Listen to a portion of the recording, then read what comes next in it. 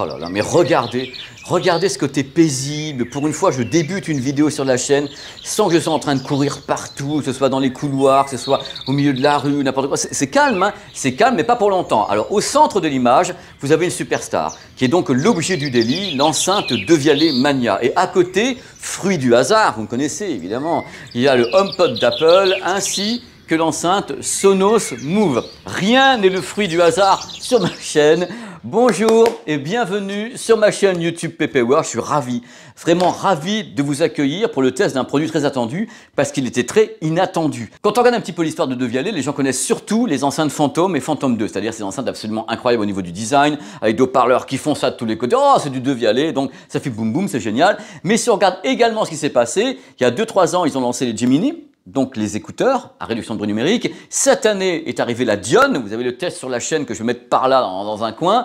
Et du coup, ils se sont dit, bah, on va peut-être pas s'arrêter là. Et voici donc la première enceinte nomade signée Devialet. C'est pour ça que celles-ci sont là, même si celle-ci n'est pas nomade, on va en parler justement tout à l'heure. Alors, le truc important dans cette vidéo, bien sûr, le descriptif. Parce que c'est un produit qui n'est pas commun.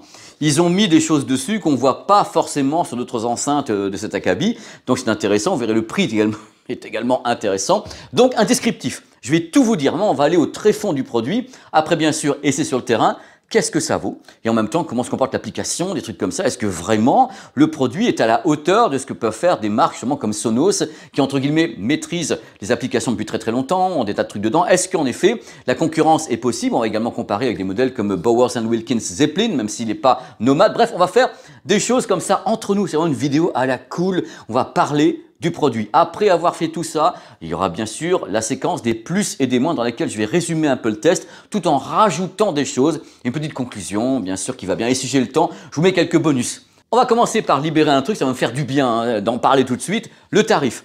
Alors, c'est pas aérien. Vous pensez bien qu'avec Devialet, ils n'allaient pas lancer une enceinte nomade en disant oui, bah, ça va coûter le prix d'une Sonos Move. Non, non, pas vraiment. Ça coûte 799 €. Voilà, c'est le prix de base de l'enceinte Devialet. Mais attention, cette enceinte a des arguments. D'abord, son design, que moi je trouve très réussi. C'est vraiment un produit qui change de ce qu'on peut trouver normalement. Si vous regardez la Move de Sonos, qui est une enceinte également qu'on peut mettre en intérieur, en extérieur, on a une enceinte qui est plus classique avec ça et qui coûte beaucoup moins cher. Vous allez voir, c'est pas le même concept. Mais là, on a un produit qui correspond vraiment à du Devialet. Quand on voit le truc, on dit ah là, ça peut être que Devialet. Et l'idée de base pour Devialet, parce que j'ai fait dream aux ingénieurs comme toujours, c'est de dire voilà, on a mis 4 ans à la concevoir. Parce que le plus compliqué, c'est d'avoir en effet une enceinte intérieure et extérieure. C'est-à-dire un produit qu'on peut déplacer depuis chez soi vers l'extérieur. Ça implique des choses au niveau de la connectique, ça implique des choses au niveau de la batterie, de l'acoustique également, parce qu'on n'a pas la même acoustique à la maison qu'à l'extérieur. Bref, ils ont bossé comme des fous pendant 4 ans, dans le plus grand secret. J'arrive pas à comprendre d'ailleurs, hello Devialet, comment est-ce qu'on peut travailler pendant 4 ans sur un produit sans que personne en entende parler. Ça, c'est un mystère. C'est qu'à le dire, ils le font exprès, c'est un mystère. Donc le produit se pointe ici en étant, selon eux, la meilleure enceinte portable, donc transportable, qui serait stéréophonique. Parce qu'à mon avis, la plus grande concurrente de cette enceinte Mania, c'est la Sonos Move, même si le tarif n'est pas le même et l'écosystème n'est pas le même. Mais cette enceinte a été conçue par Sonos pour être intérieure et extérieure. Vous l'emportez à l'extérieur, du coup, il faut un double type de connectique, entre guillemets. Il faut qu'elle soit Bluetooth et Wi-Fi, comme celle-là. Maintenant, on va rentrer dans le produit pour que vous saisissiez bien quelle est la philosophie, justement, de Devialet autour de son enceinte Mania. Avant que j'attaque ce test, sachez que j'ai déjà écouté cette enceinte depuis le mois de novembre, hein, c'est-à-dire novembre-décembre, je l'ai écoutée, je la connais bien. Par contre, un truc important, ce test a été tourné le 16 et le 17 décembre avec la nouvelle mise à jour qui a été faite sur cette enceinte le 16 décembre, qui règle des problèmes de bug ou de niveau entre les sources. Ça a été donc réglé avec cette mise à jour, que vous sachiez comme ça ce que j'ai fait. Alors c'est plus simple. Alors pourquoi, messieurs, dames, pourquoi est-ce que j'ai un HomePod ici ou bien une enceinte Sonos? Parce que dans l'inconscient collectif, souvent on dit voilà une enceinte à la maison. Alors c'est souvent, en effet, il y a beaucoup de gens qui ont le HomePod, il y a beaucoup de gens qui sont dans l'écosystème Sonos, ça fonctionne très très bien. Mais ces produits ont comme caractéristique d'être notamment des produits qui ne sont pas stéréo pleins. C'est-à-dire que ça, c'est un produit qui est monophonique à la base, donc de la mono. Et là, vous avez un produit, le HomePod, qui a certes un haut-parleur avec 7 haut-parleurs, donc des tweeters autour, mais à la base, ce n'est pas un produit à extension de la stéréo. Il n'a pas été conçu pour ça. Il y a le son qui peut en effet tourner autour. Enfin, en effet, c'est spatial, puisqu'il y a les haut-parleurs autour, mais il n'est pas stéréo, il n'est pas dégagé. Donc voilà. Donc l'idée pour Devialet, pour justifier déjà une partie des tarifs, c'est de dire voilà, Ça, c'est super, mais c'est monophonique. Même chose, intérieur, extérieur. Ça, c'est pour chez soi, mais c'est également de la monophonie, puisqu'il en faut deux, parce que Apple dit mettez-en deux pour avoir de la stéréo. Mais nous, on a créé un produit qui est réellement stéréo et qui peut être en intérieur et en extérieur. Alors, le poids, vous me voyez manipuler la chose, 2,3 kg. C'est quand même un produit qui est assez lourd, hein, avec en effet tout ce qu'il faut à l'intérieur. Les matériaux sont superbes, avec en plus un truc que j'aime bien, c'est quand il y a quelques gouttes d'eau qui peuvent tomber dessus, les gouttes d'eau glissent. Parce que vous avez un tissu qui permet de faire glisser l'eau. Ça ne pénètre pas à l'intérieur du produit, ça glisse dessus. Donc c'est plutôt cool. Dans le cas où par hasard, vous le mettez dehors chez vous dans le jardin, il commencerait à pleuvoir tout doucement, le produit ne va pas se noyer quand même. Par contre, pas d'immersion.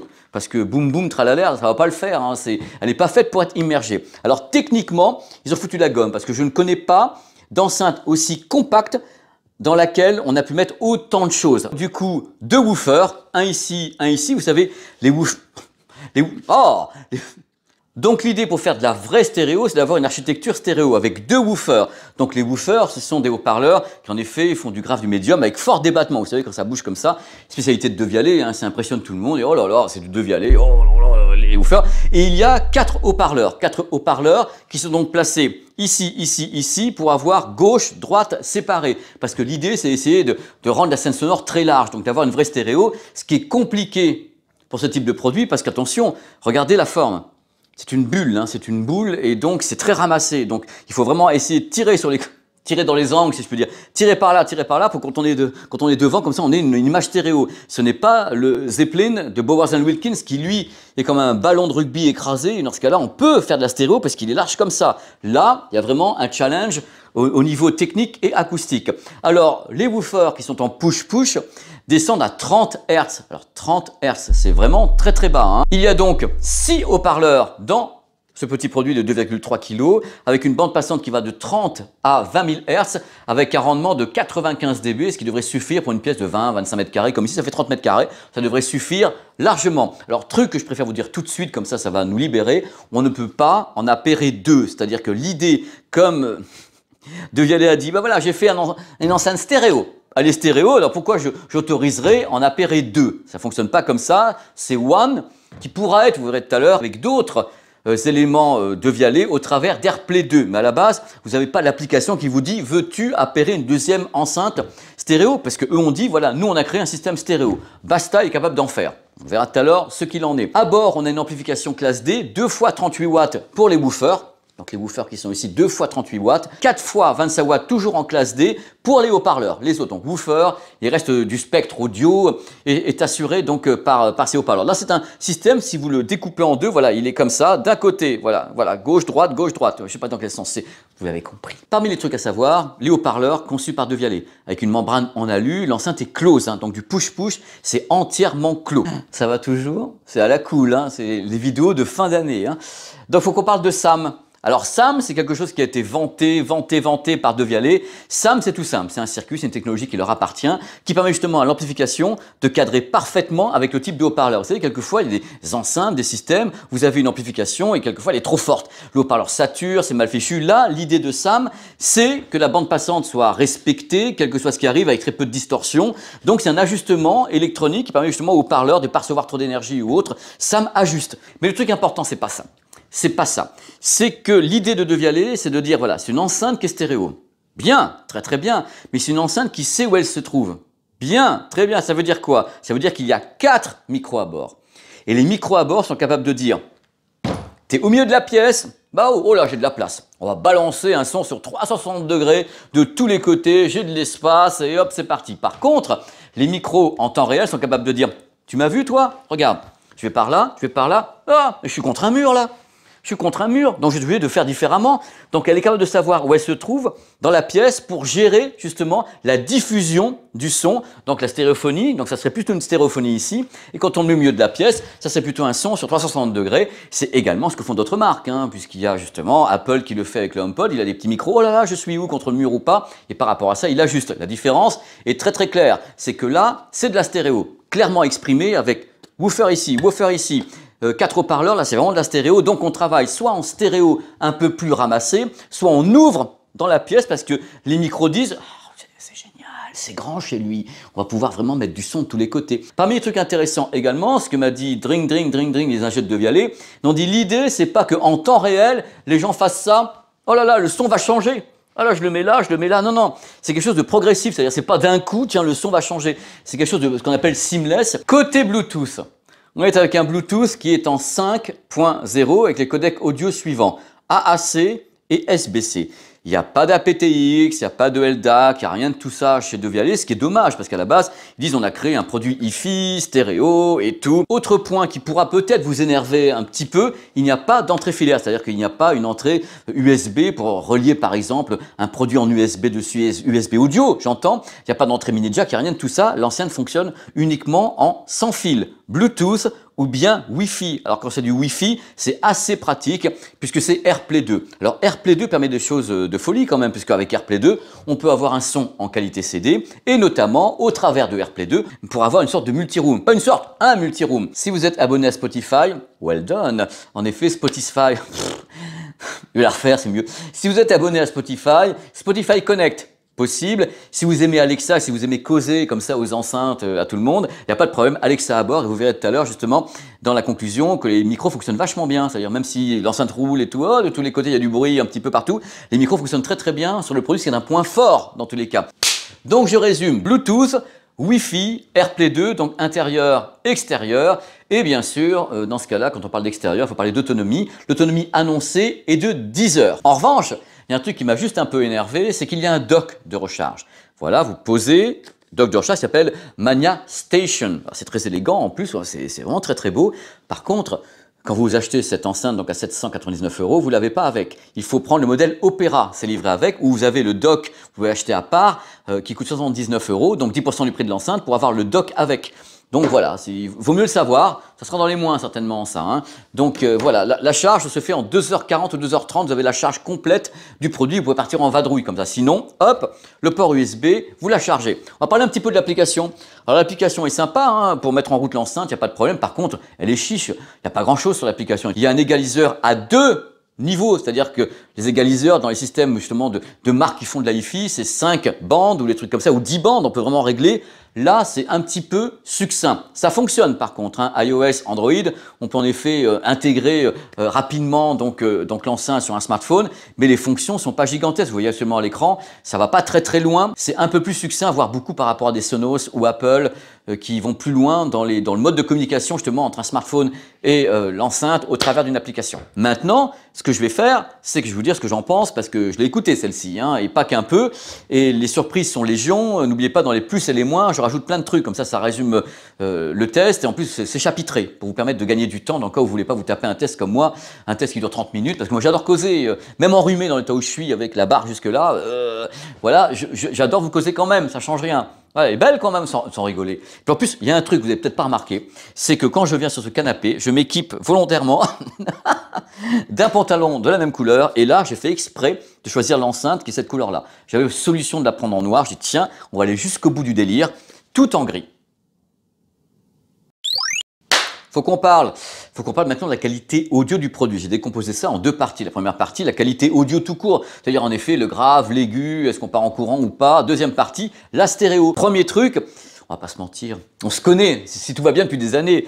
Quand on achète ou qu'on a envie d'acheter une enceinte de Vialet, le premier truc qu'on se demande, c'est il bouge les haut-parleurs, c'est comme du fantôme, vous avez du grave, parce que moi j'aime le grave, j'aime les basses. Est-ce que vous avez du grave? Eh bien là, compte tenu de la taille de la bestiole ici, qui est quand même une taille ramassée, c'est une petite boule hein, de 2,3 kg, compte tenu de sa taille, oui, vous avez du grave. Il n'y a pas de problème, moi je dis pièce de 25-30 mètres carrés sans aucun problème pour avoir comme ça un son grave assez diffus dans la pièce.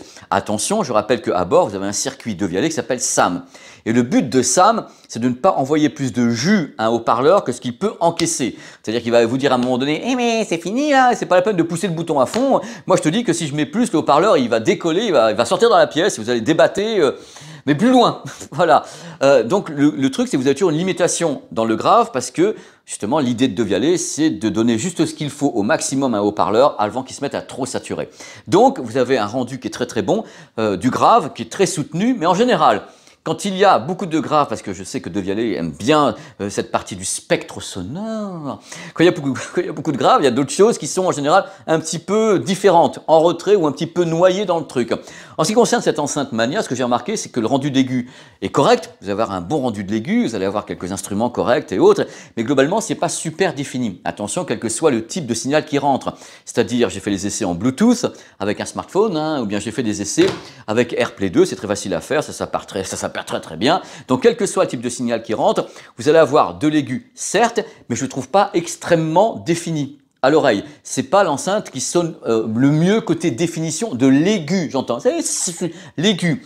J'ai écouté des produits comme Bowers & Wilkins qui allaient un peu plus loin au niveau de l'aigu que peut le faire celle-ci. Ça ne veut pas dire que c'est mauvais. Je mets une échelle des valeurs à chaque fois. Donc, c'est un produit qui sonne bien en aigu, mais qui ne va pas vous impressionner par sa précision dans l'aigu. Le médium, donc le médium, les voix humaines ainsi que les instruments, le médium est bien retranscrit. On a malgré tout la sensation que le grave prend toujours le dessus et que de ce fait, le médium, donc certaines voix, certains instruments, est un petit peu en retrait ou légèrement étouffé dans le signal. Ça manque un petit peu de corps sur la présence des voix. Notamment, vous allez avoir les voix. Si vous passez un morceau des Beatles avec uniquement la voix de Paul McCartney et une guitare, bien sûr, la voix va être présente. Mais si vous balancez des morceaux où justement la voix est mixée différemment, vous allez avoir la voix, mais elle est un petit peu légèrement étouffée par rapport au signal. Donc, globalement, le son, on mise sur le grave, normal, De Vialet. L'aigu va être là, mais pas extrêmement défini, à mon sens.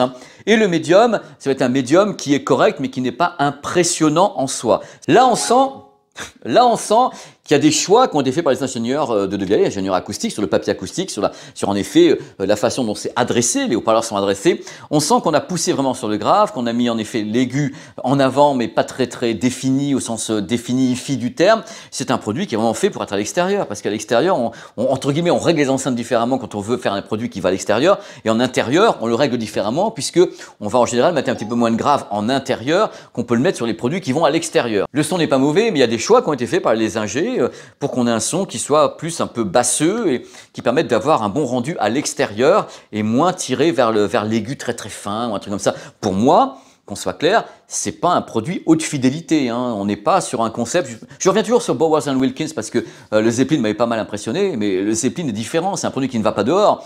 Il est alimenté, mais je trouvais que le son du Zeppelin avec sa forme avait un son qui était particulièrement séduisant. Donc, le son est bon, mais ne m'a pas impressionné plus que ça sur la partie finesse notamment. Mais le reste, ça va. Alors, le truc, on va aborder un autre point qui, moi, me travaille beaucoup depuis que j'écoute ces produits. C'est l'idée de pouvoir faire de la stéréo avec un produit qui, en effet, est ramassé comme ça. C'est un challenge de ouf. Vous vous rendez pas compte à quel point c'est compliqué pour une marque de dire on va faire de la stéréo sur un produit qui fait ça. En général, la stéréo, comme on l'a dans l'imaginaire de tout le monde, c'est en effet un ampli et des enceintes qui sont là. Voilà, elles sont plus loin. Même quand vous avez un HomePod, Apple dit, si vous voulez de la stéréo, rajoutez un deuxième HomePod dans l'application et vous les éloignez. Vous pouvez même faire du Dolby Atmos simulé. Donc c'est l'idée d'éloigner parce que quand on est là, les oreilles, voilà, il faut qu'elles puissent avoir les sons qui sont séparés. Alors je peux vous dire un truc. En effet, la stéréo, c'est pas le point fort du produit, du moins la perception de la stéréo. J'ai essayé plein de trucs que je connais par cœur, les fameux mixages des Beatles avec la voix d'un côté, la guitare de l'autre et autres. Si vous vous mettez là, bien centré devant l'enceinte, vous allez sentir que ça part un peu par là. Mais c'est pas la folie. C'est-à-dire qu'on n'est pas sur une image stéréo, une scène stéréo qui est très grande. C'est-à-dire, malgré tout, il y a la pièce, il y a l'idée d'avoir le son qui part par là de tous les côtés. C'est très compliqué. Acoustiquement, c'est super compliqué à faire. Et en effet, moi, là, je peux pas vous dire que l'enceinte vous donne une stéréo incroyable. Non, elle vous donnera pas une stéréo incroyable. Une stéréo incroyable, vous avez deux enceintes comme ça ou deux enceintes ici, vous avez de la stéréo. Ou alors vous auriez pu appairer celle-ci avec une deuxième qui pourrait devenir mono plus mono. Dans ce cas-là, vous auriez eu une stéréo qui est plus large. Donc, en effet, vous avez une sensation. Elle me parle tout le temps. Une sensation de stéréo. Mais attendez, si je vous fais avec la main, on n'est pas en train de partir comme ça. Oui, je peux dire que l'enceinte, quand vous la mettez au milieu d'une pièce, elle va être radiante. C'est-à-dire qu'en effet, elle va basculer. Elle va diffuser du son partout. Et en effet, est-ce que le son partout, c'est de la stéréo? Tout est là. Parce qu'il y a des gens qui vont dire « Ouais, j'ai écouté l'enceinte de Vialet. Oh ouais, il y a de la stéréo. » Il ne faut pas confondre un son qui part de tous les côtés avec un message stéréo mixé, en effet, avec une séparation claire entre gauche et droit. Parce que le truc, c'est que l'idée pour ça, c'est à chaque fois d'avoir des enceintes. Il y en a plein, hein. On vous dit, oui, alors le son sur 360 degrés, ça va de tous les côtés. Oui, mais qu'est-ce qui part de tous les côtés? C'est toujours là l'idée. Est-ce que le son devient en effet totalement différent de la source? Et on a une stéréo qui part de tous les côtés avec des sons qui se mélangent. C'est souvent comme ça que ça se passe. C'est-à-dire qu'on n'a pas un signal stéréo précis. On a un signal qui est diffusé dans une pièce avec un point d'émission unique. Mais globalement, une fois que ça part de façon assez diffuse. C'est-à-dire qu'on a du mal à localiser. On sait qu'en effet, il y a du son. Et dans ce cas-là, Deauville dit, moi je vous fais une enceinte qui est en effet radiante au niveau du son sur 360 degrés. En effet, si je pars par là, je vais avoir du son. Si je pars par là, je vais avoir du son. Si je vais de l'autre côté, je vais avoir du son. Je vais en l'air, bonjour, je vais avoir du son. Mais globalement, on n'a pas une stéréo précise. Moi, je n'ai pas eu de stéréo précise. Vous aurez mieux qu'avec une enceinte qui est full mono. C'est clair, que le full mono, on sait très bien qu'on rejoint le canal gauche-droit en un seul, c'est du full mono. N'attendez rien de ça à part de la monophonie. Mais là, c'est de la stéréo, mais avec une image stéréo, une image sonore qui est faible. Je ne peux pas vous dire autre chose. Par contre, si vous voulez un son qui est ambiant, en effet, encore une fois, vous les mettez au milieu de la pièce, les 4 micros disent oh là là, mais j'ai le hall des pas perdus de la gare Saint-Lazare, donc c'est merveilleux et j'en vois.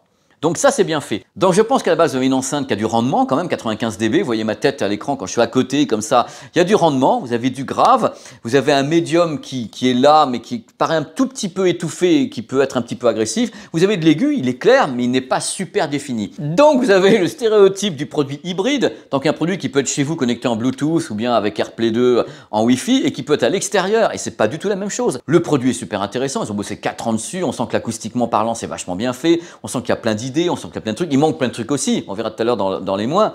Mais globalement, moi je ne peux pas qualifier la Mania d'une enceinte réellement stéréo, au sens où moi je l'entends la stéréo. La stéréo, c'est pouvoir localiser justement les sons à droite et à gauche, et pouvoir se dire, bah tiens voilà, c'est par là, c'est par là. Moi j'appelle ça une enceinte hybride, nomade, intérieur, extérieur, Bluetooth, Wi-Fi, radiante. Radiante parce qu'elle va balancer. 2 fois 3 haut-parleurs, vous avez le son qui est vraiment balancé. Précise, non.